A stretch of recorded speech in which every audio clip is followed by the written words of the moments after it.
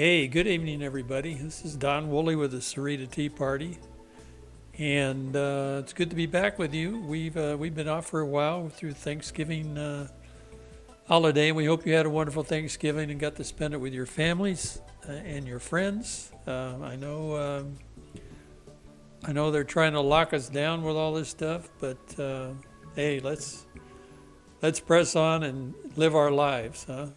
Patty and I went back to church yesterday, and everything was okay. We didn't have to wear a mask. So there were quite a few attendees in masks, but we didn't wear one. And we were socially distanced in the pews, so that was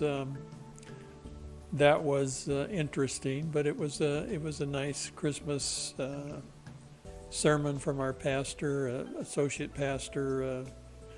And we enjoyed it very much. So it was good to get back and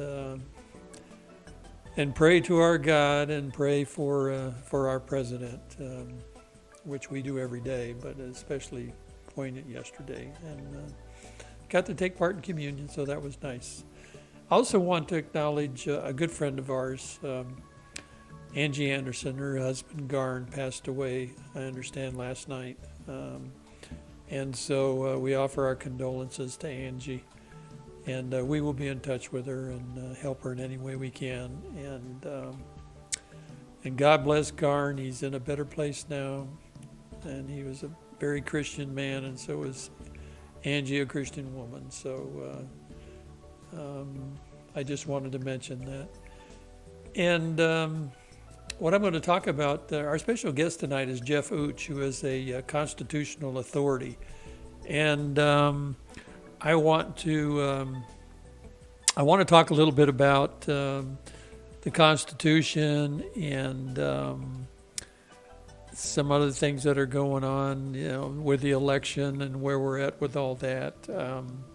I can't keep up on everything. I try to, but I can't begin to mention everything. I want to tell you that as far as the Sahuarita Tea Party Patriots and the National Tea Party Patriots, and Jenny Beth Martin, she has been working down in Georgia, working very hard, trying to help President Trump with the legal side in Georgia. She has organized all of the affidavits that people have been giving into different categories and assigning attorneys to each one of those groups and getting them notarized. And so she's really been working hard. And so most of the information you saw the other day that was presented to the legislature by the Trump team, the Trump legal team, was put together by Jenny Beth Martin and the Tea Party Patriots. So we say kudos to them. We know they're fighting. They're good fighters. And they're fighting for President Trump. So, and that's a good thing. So anyway, how many of you, I wonder, heard about or read about recently or had heard someone talking about the election of 1876, which was a very contentious election too?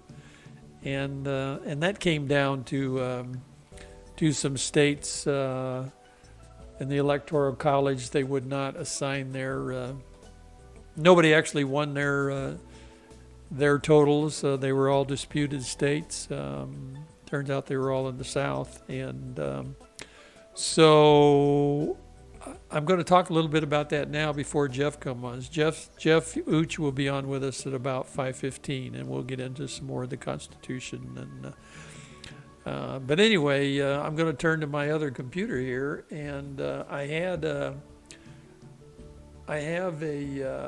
little article I pulled up, and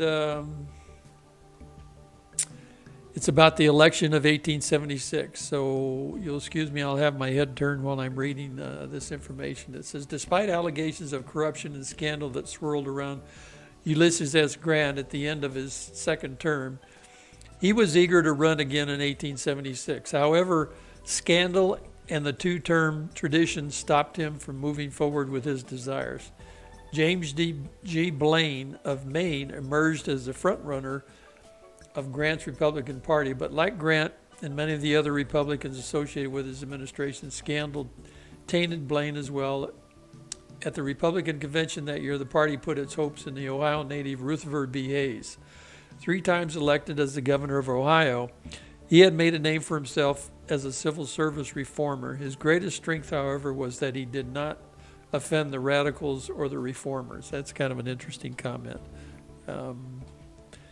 Anyway, do not offend the radicals and the reformers. Should we worry about that? I don't know. We weren't alive in 1876, so anyway, in St. Louis at the Democrat convention, there was little debate about who would be put forward as candidate for president. Samuel Tilden, the millionaire, corporate lawyer, and reform-minded governor of New York, would be the choice. Tilden gained notoriety when he went after the infamous ring of Boss Tweed that controlled New York City politics through bribes and graft. The campaign of 1876 generated no burning issues.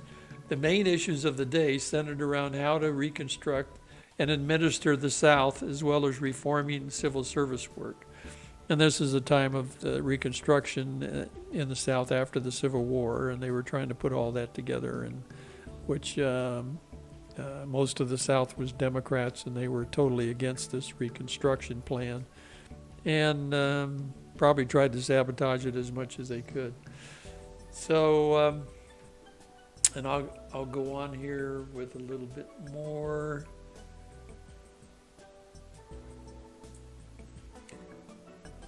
So, said Republicans in the South. Some Republican leaders went so far as to comment that every man who tried to rip the country apart was a Democrat, and reminded the public that Abraham Lincoln's assassin was a Democrat as part of the political campaigns. Too close to call. Early election returns showed Tilden would score a victory in most of the country. Tilden had an edge of just over 250,000 in the popular vote and 184 electoral votes by most estimates, which was one shy of the majority. In some southern states, the outcome was uncertain. Fraud and intimidation on both sides made accurate returns doubtful. There was a lot of election fraud, according to the articles that I read. The Constitution offered no guidance as to how to deal with the situation. In 3 southern states, Louisiana, Florida, and South Carolina, all sent in disputed returns. Even the procedure of the day empowered Congress to sort out, even if the procedure of the day empowered the Congress to sort out the disputed votes, the Democrat House and the Republican Senate wouldn't have been able to reach a final agreement.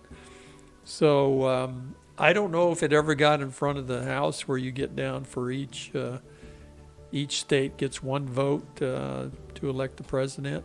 I don't know if it ever got that far or not. It doesn't talk about that in this article. And it says, finally, on January 29, 1877, the 2 houses decided to set up a special Electoral Commission, they called it, which is pretty interesting. Get this back up here. An Electoral Commission to investigate what had happened. The commission had 15 members. Now, I know the commission was composed of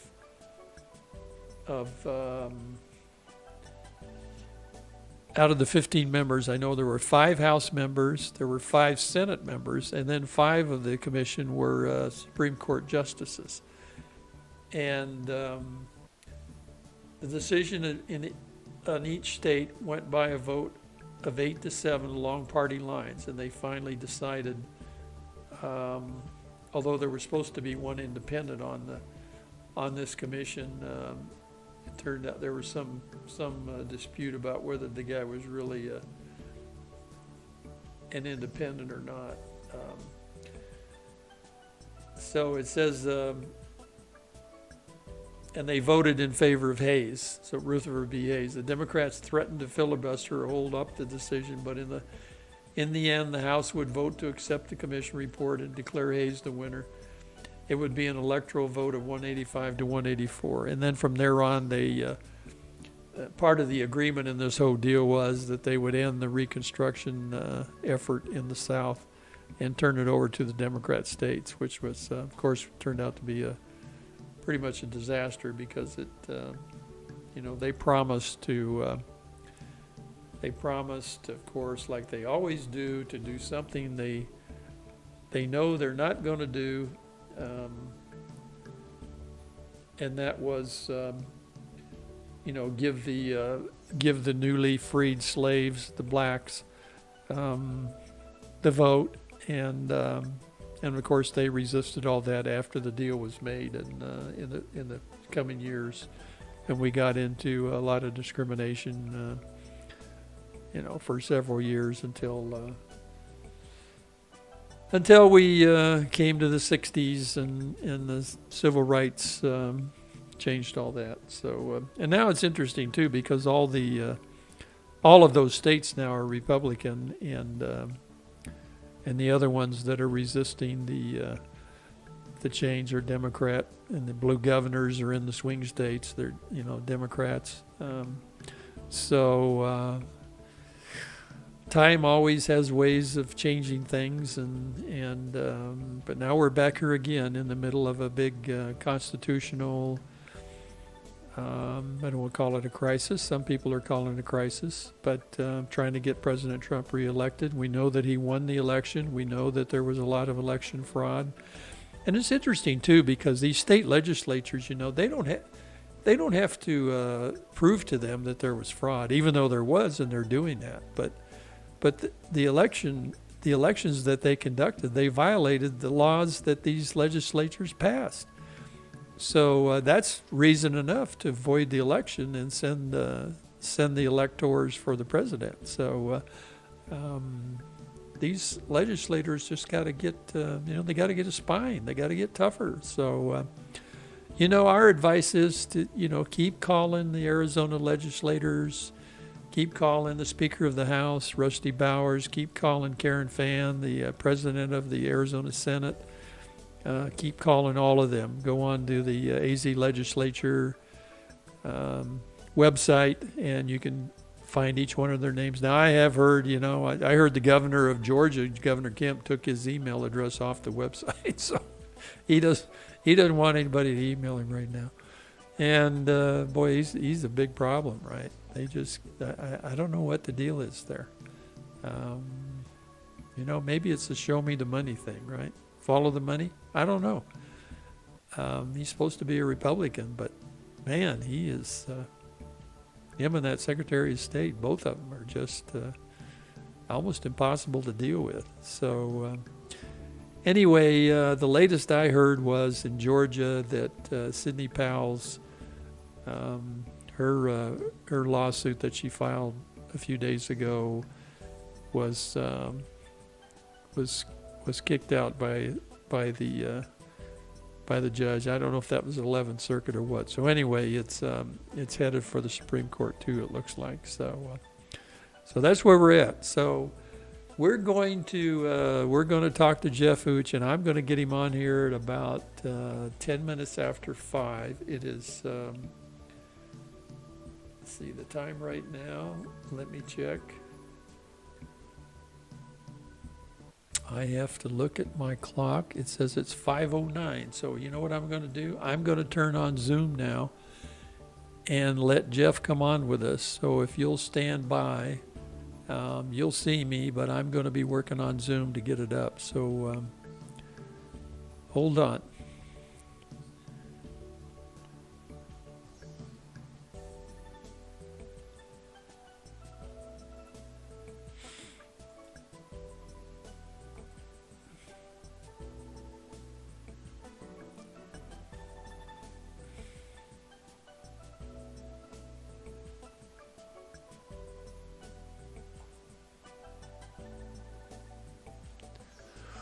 Okay, ladies and gentlemen, here we are. We're waiting for Jeff Utsch to join us, and I thought it was particularly appropriate to take you into the National Archives. This is where the Declaration of Independence, the U.S. Constitution, and the Bill of Rights are all displayed, and you can see the people standing in line going up to that area to look at them. I'll move over here a little bit so you can see that.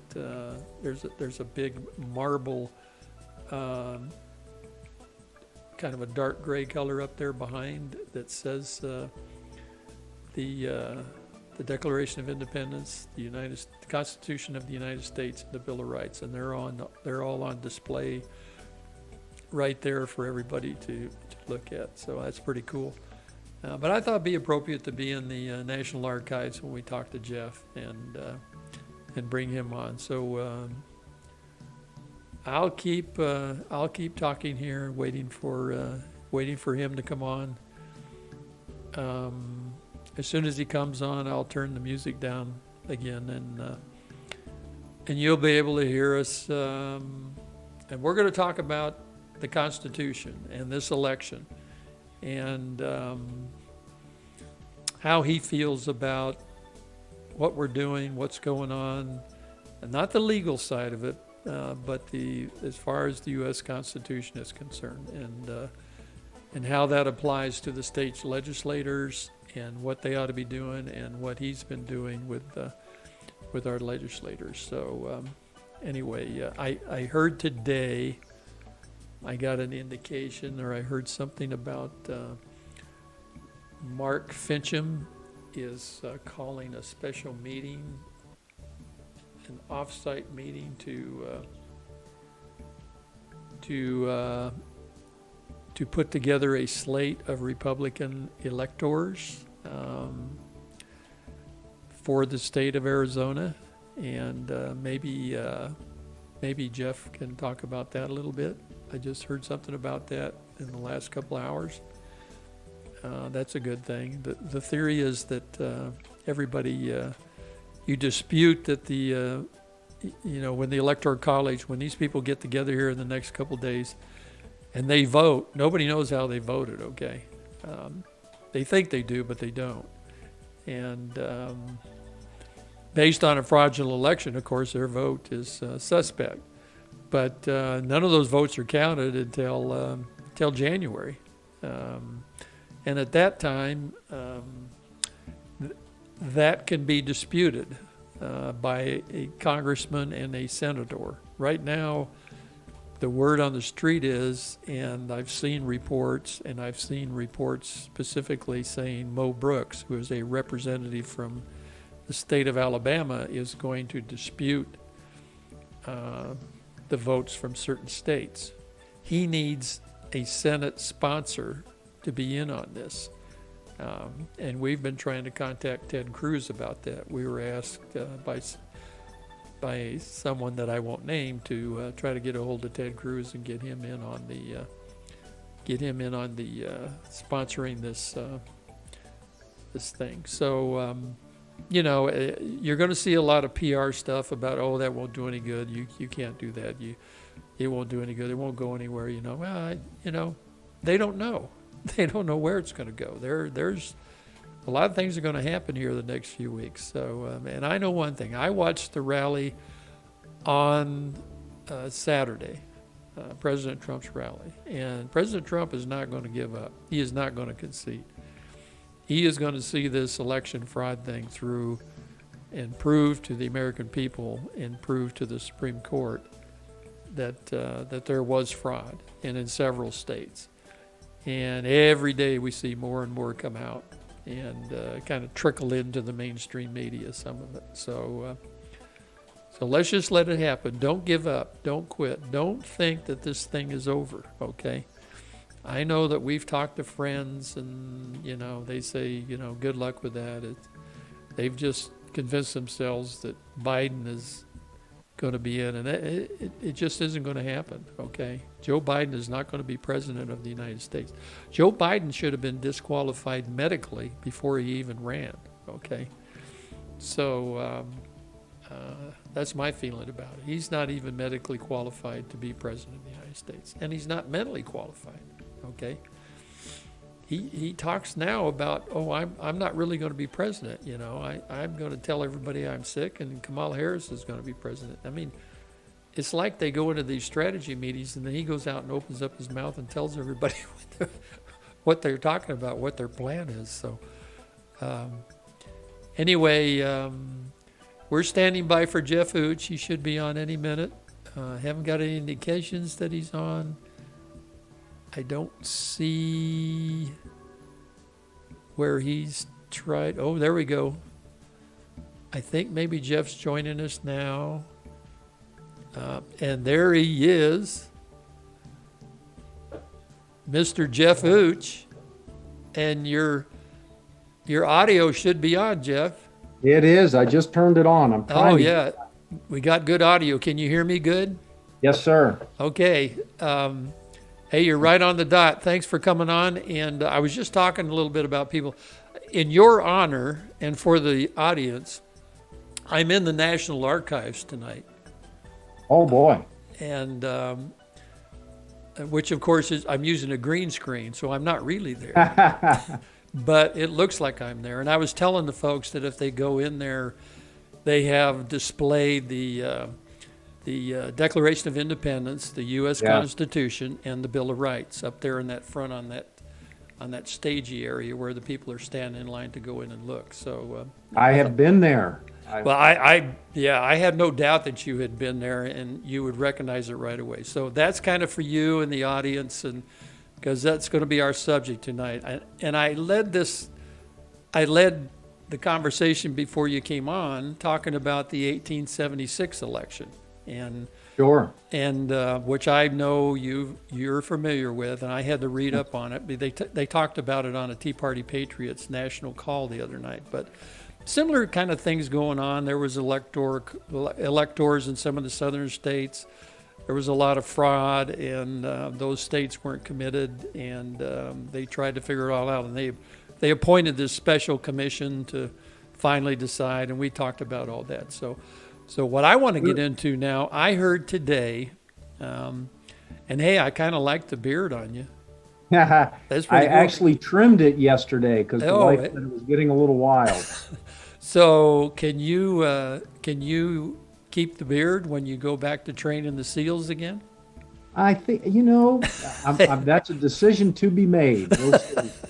My wife says it makes me look much older, so maybe when I'm teaching in Gettysburg, I keep it. But then they might hold you to the code when you get in front of the SEALs. You got to be clean shaven and have that hair all cut off. I got to get the haircut too. So anyway, I heard something today about Mark Fincham's going to have a session away from the Capitol, and they're going to put together a list of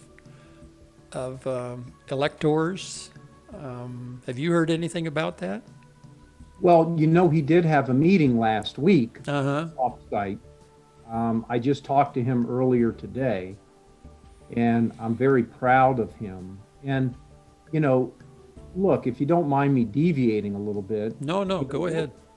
What we're doing here, I wrote an article and did a podcast about, what we're doing is we're like a patient, and we have these symptoms of cancer. Mm-hmm. And we want to go into the doctors and get checked out.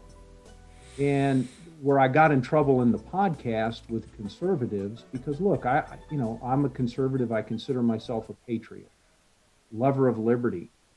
And I hope that we can prove there was no fraud, but we know there was. Right. Okay, it's just the depth of it. Mm-hmm. So I compare it to a patient going in that has the symptoms of cancer. And, the hope is, hey, maybe they're just symptoms, but it's not as widespread as we think.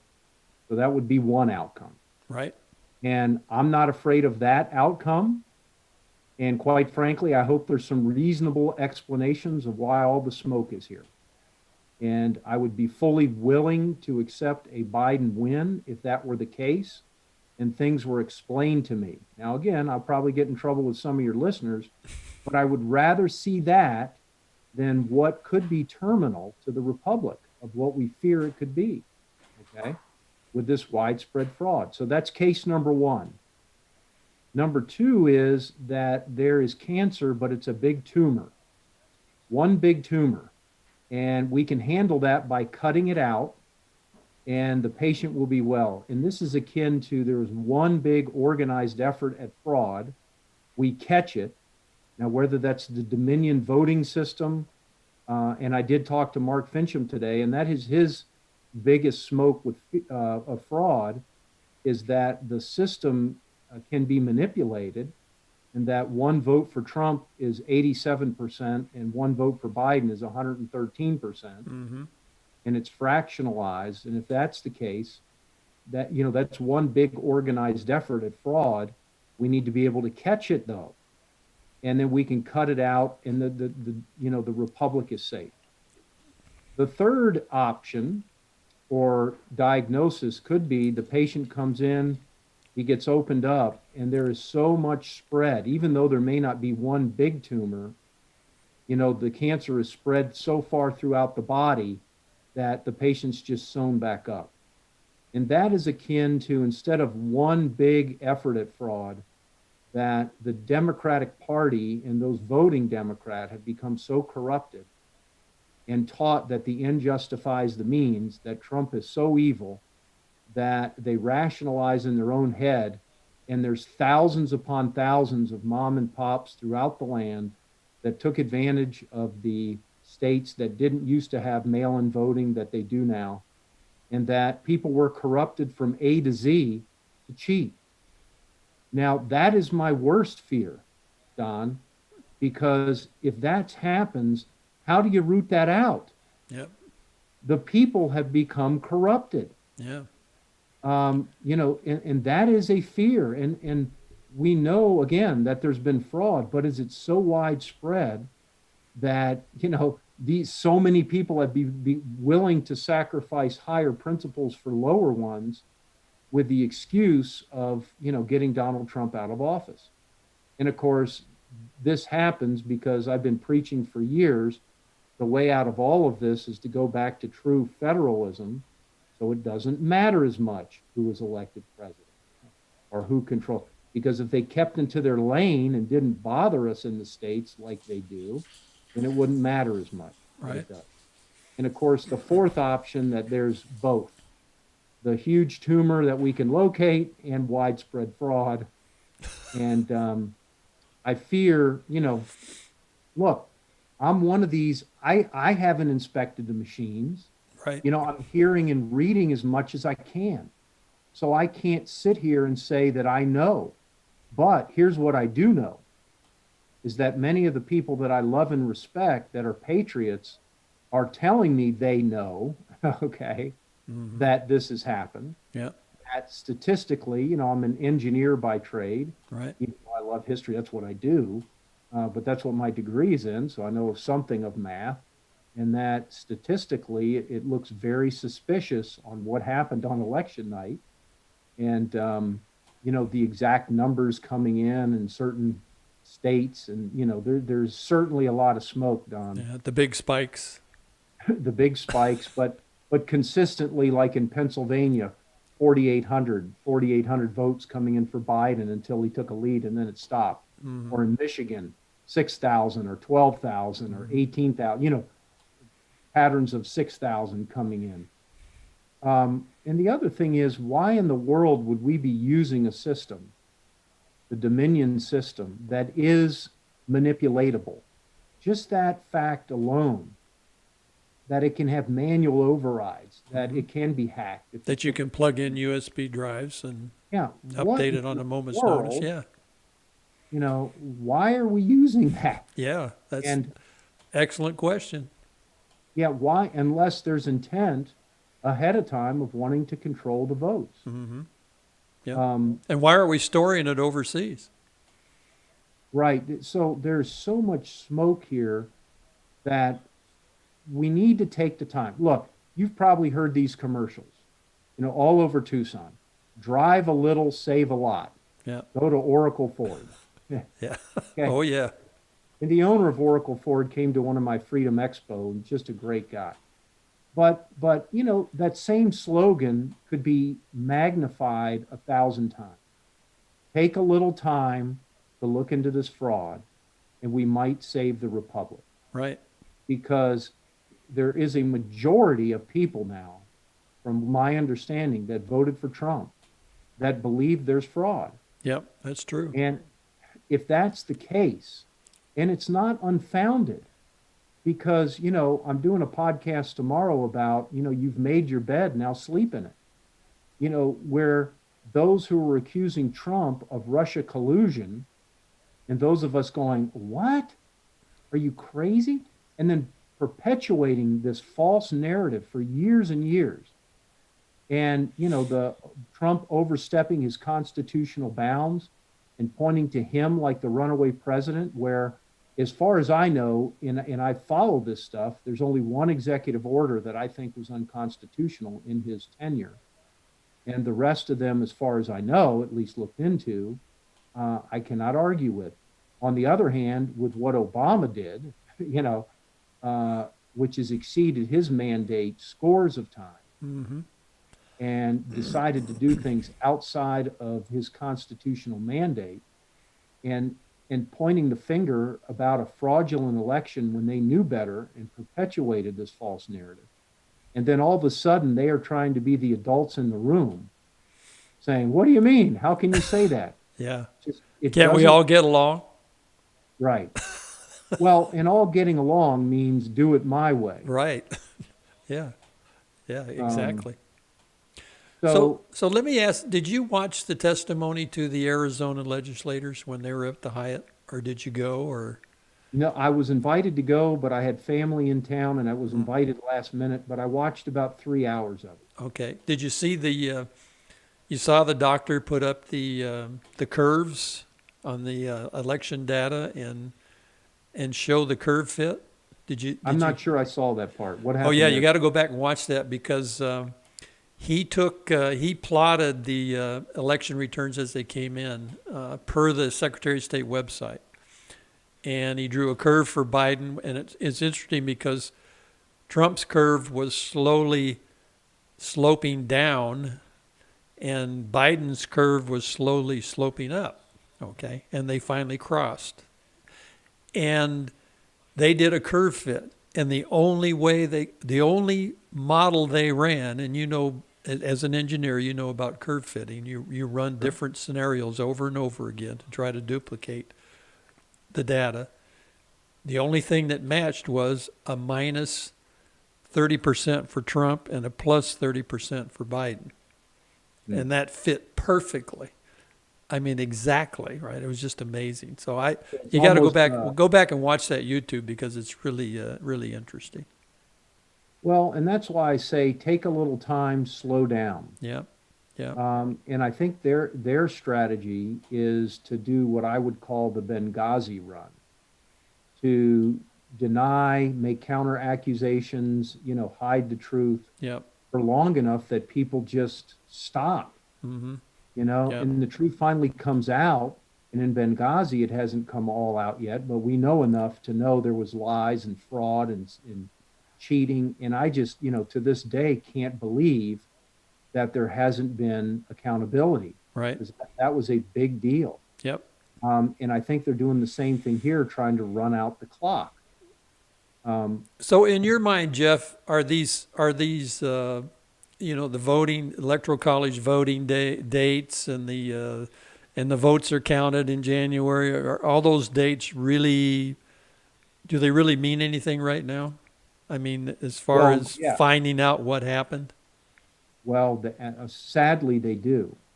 I mean, the December 14th timeline is more statutory. It's a law, but it's not in the Constitution. Right.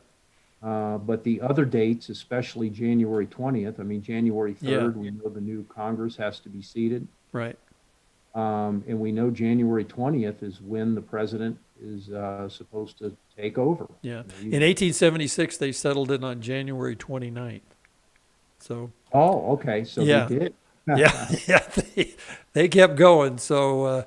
And if look, if both sides agree, but I think there was a little bit of gamesmanship in arm wrestling. Oh, there was. And, absolutely. And they actually, the Constitution was not commensurate with the time because they came up with the commission. Right. That's not in the Constitution. Right. Exactly. They came up with it. Back then, it could have gone directly to the House of Representatives. It didn't do that, did it? They didn't. They don't mention that anywhere. Yeah. No, but that was controlled by the Democrats. Right. And they, in my opinion, could have forced it through. Yeah. But that also could have created another civil war. Yeah, that's true. And because of the one vote, one per state thing, I don't know what the control of the even though the Democrats were, they were running the House, they had more representatives in the one Well, vote. that's true. Yeah, I don't know that back then. yeah, I don't know what that count was. It'd been I don't, interesting for them to do that. that's correct. I Yeah, don't think it was a super majority, so you're absolutely correct. yeah, And there could have been more states. I have to go back. That's a good thing to go research. yeah, I don't, yeah. but here's what I've been thinking about. I did get what you sent out to your group Hmm. about, the plan of Trump's path forward. Yeah, and that was I got that from a long. I don't know if you know what a Twitter thread is, Mm-hmm. but that's where that came from. A guy put together this thread, and then I had a guy convert it into a document, and I sent that out. So that's what Jeff's talking about, folks. Go ahead, Jeff. Yeah, and there's a few places I would disagree. I think it's well thought mostly, but he says courts first and then our legislature second.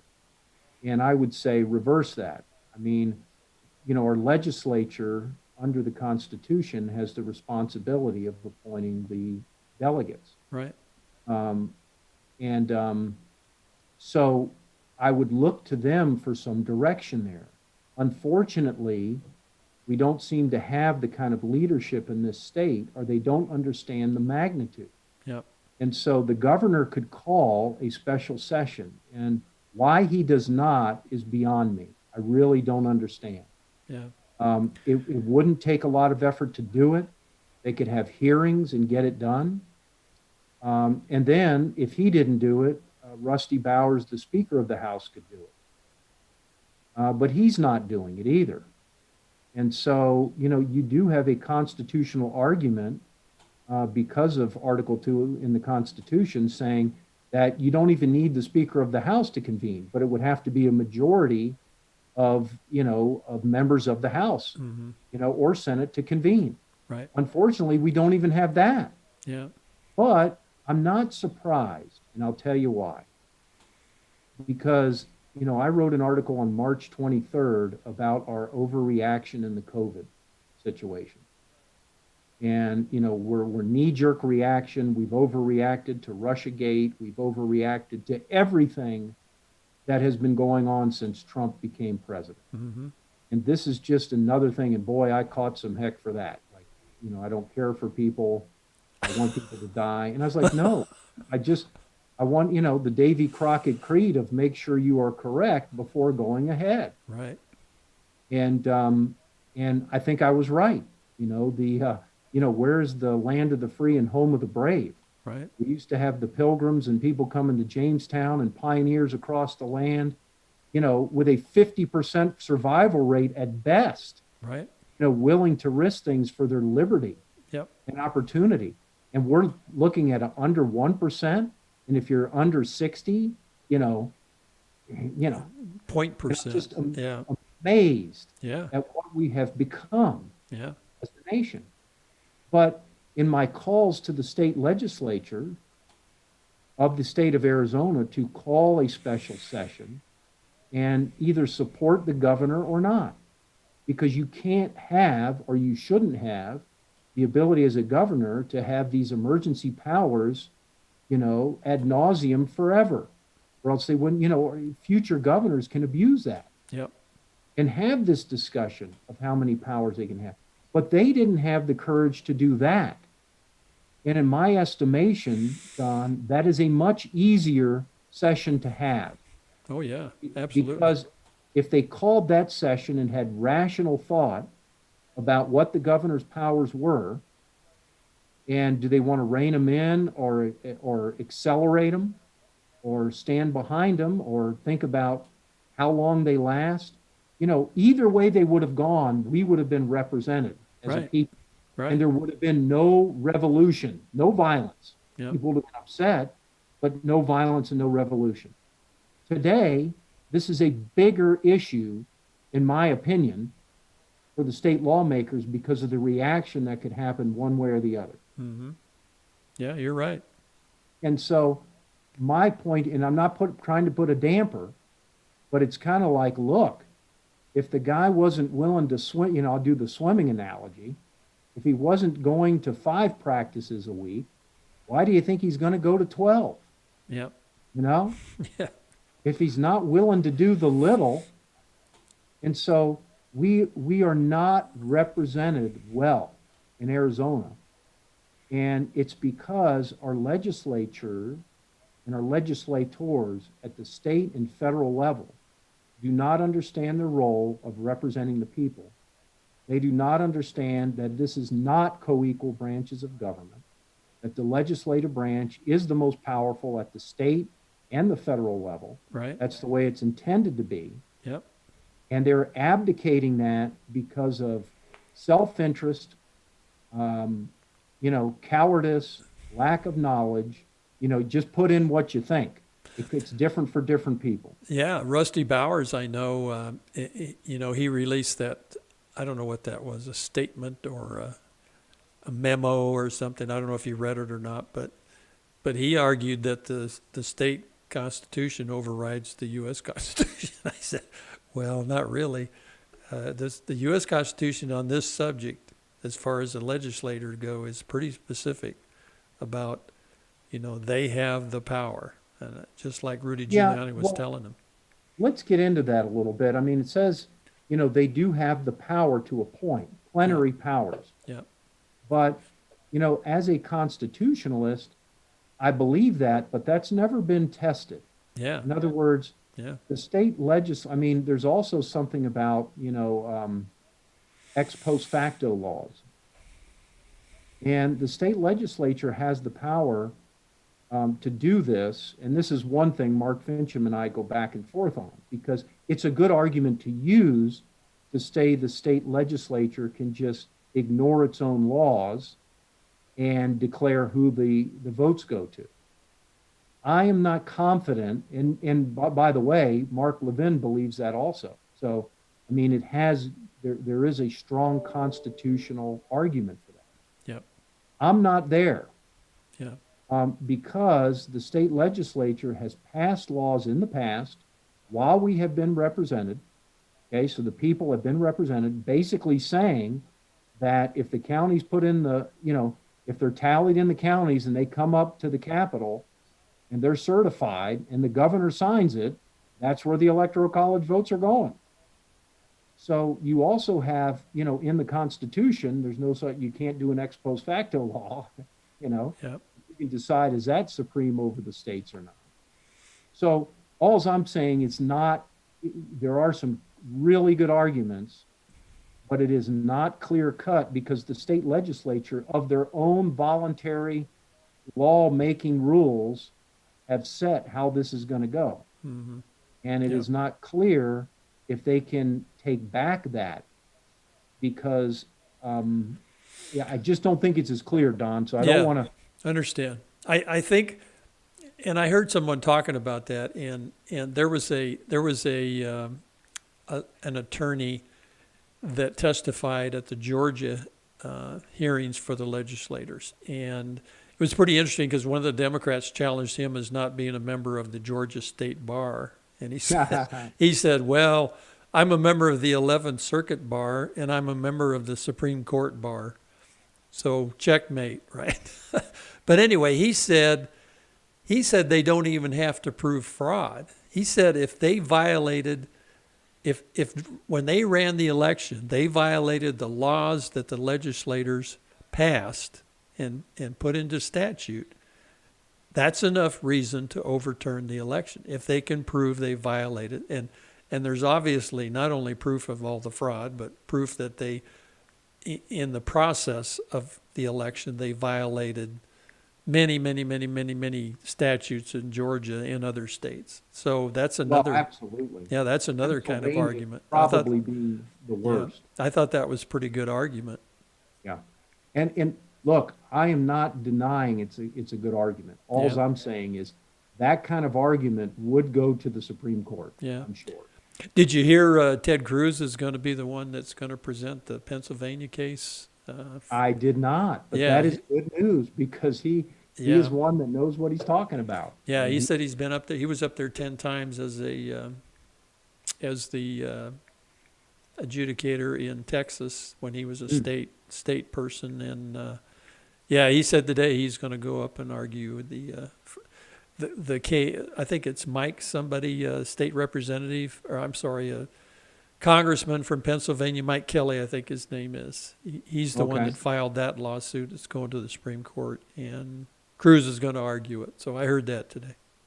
I think that's wonderful. And boy, they do have some great state representatives in Pennsylvania Yeah, they do. that are pushing that governor, that are coming out on the side of freedom on COVID and Yep. this election fraud. And, you know, some of this fraud is not even covert. You know, Oh, some of yeah. Yeah. it, you know, No kidding.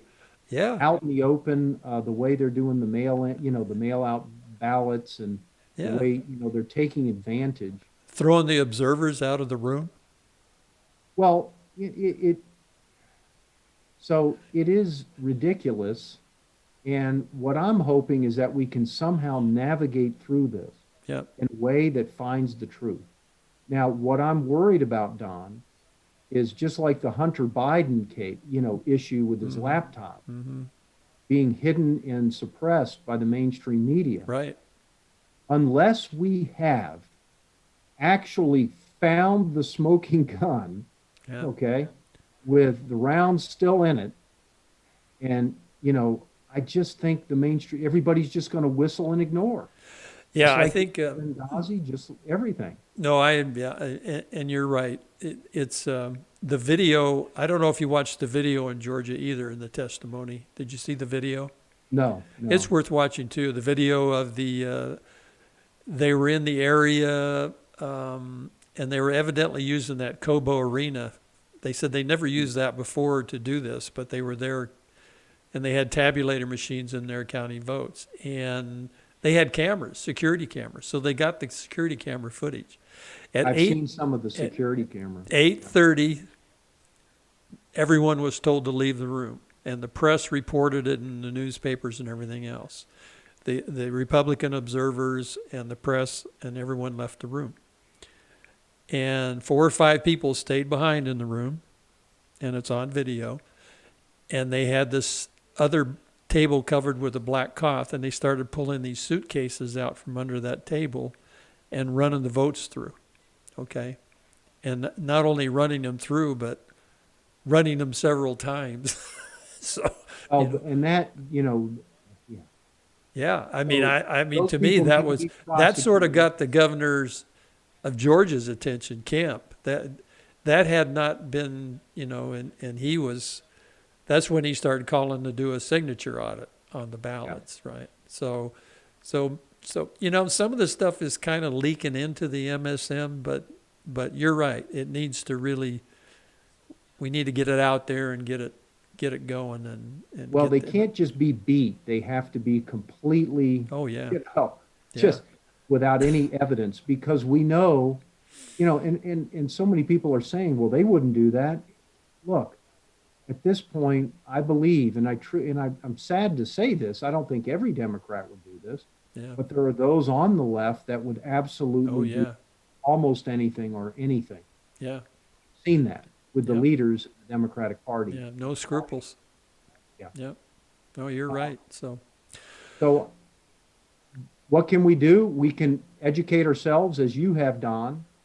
We can encourage our state legislature to convene. I'm so sad and sickened by the leaders we do have. Not Yep. all of them, because Yep. there's been some who've stepped up. yep. And I'm also grateful for many of our congressional delegation, like Andy Biggs, Paul um, Gosar. Gosar, Yeah. Schweiker. Yep. They're doing a great job, and they really are putting pressure on the governor. Yep. And it really goes to show you, too, when you elect a governor that really, you know, could be a good man and think he knows things, but when he is not steeped in constitutional principles, Mm-hmm. when he's not educated on the Constitution, when Yep. he doesn't have the long term in mind, and the long term effects of the powers he is taking, and not being reasonable with that, we are doing ourselves a disservice.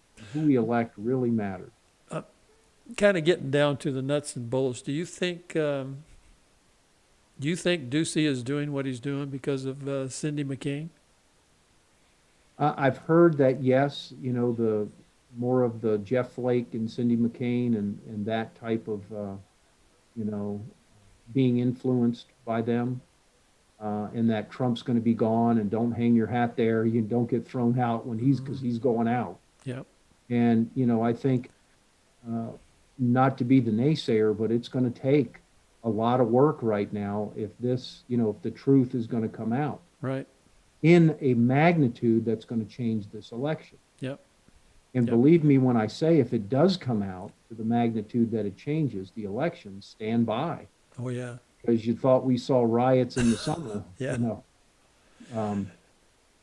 Yeah, you're right.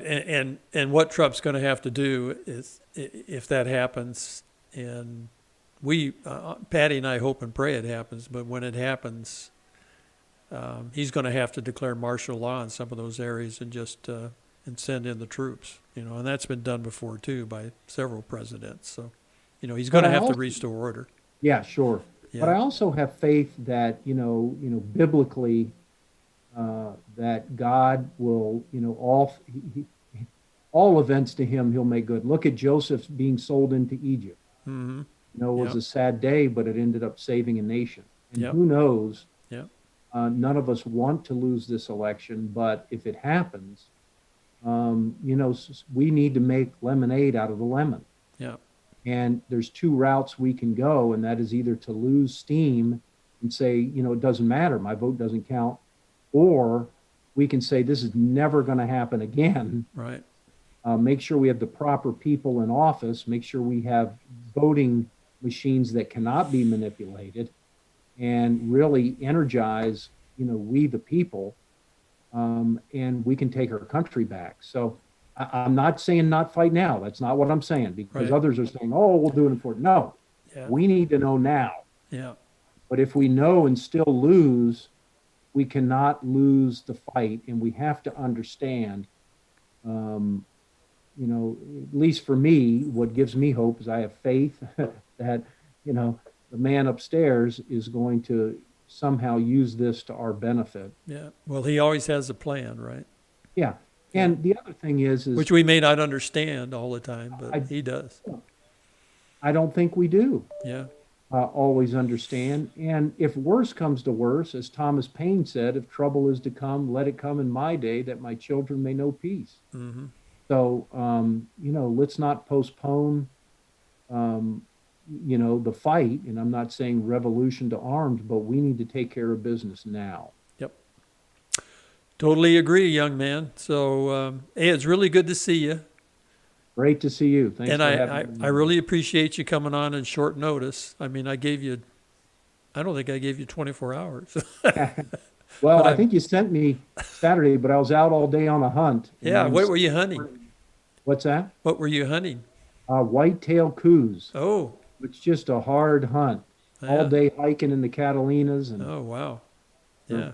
a swimmer like me being a duck on land, it wasn't easy. So. Well, we did get one, and it was just a great experience. Oh, good. Good for you. Always a Very lot of good. Well, congratulations. And it's really good to talk to you and see you. And keep up the fight. Keep advising our legislators, whoever they are.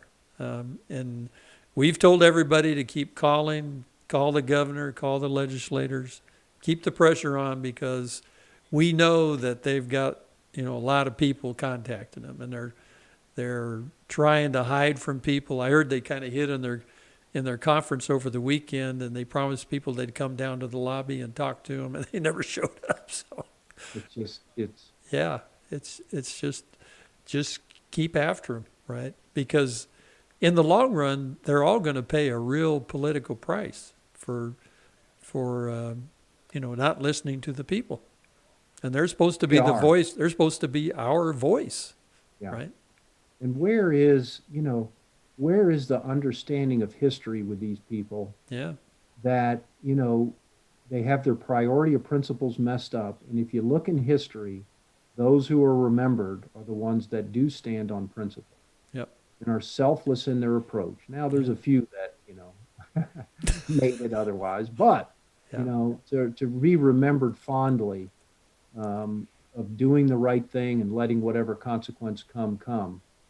We're seeing that more rare and rare these days. And seems like self-interest has taken hold, Oh, yeah. and that's Yeah. a sad thing. Yeah, that's exactly it, self-interest and, and Political like you said, expediency. yeah, ignorance of the Constitution and law is unfortunately pervasive. It is.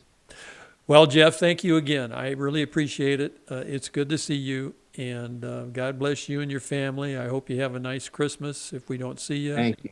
Don, Yeah. appreciate you. Love what you're doing, and hi to the family and all to your whole group down there. Thank you, Jeff. We need you. Okay. Take care now. Take care.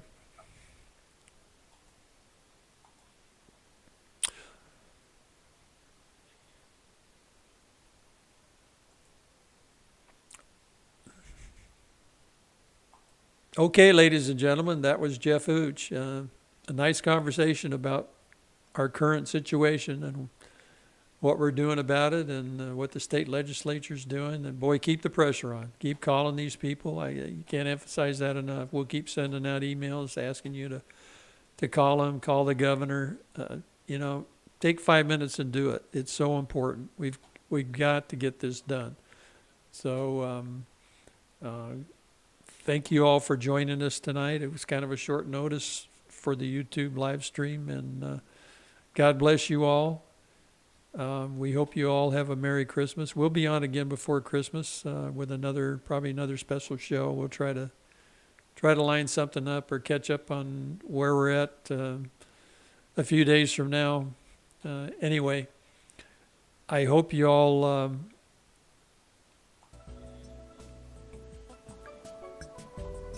have a wonderful holiday, and your families are well, and just live your lives. This pandemic thing is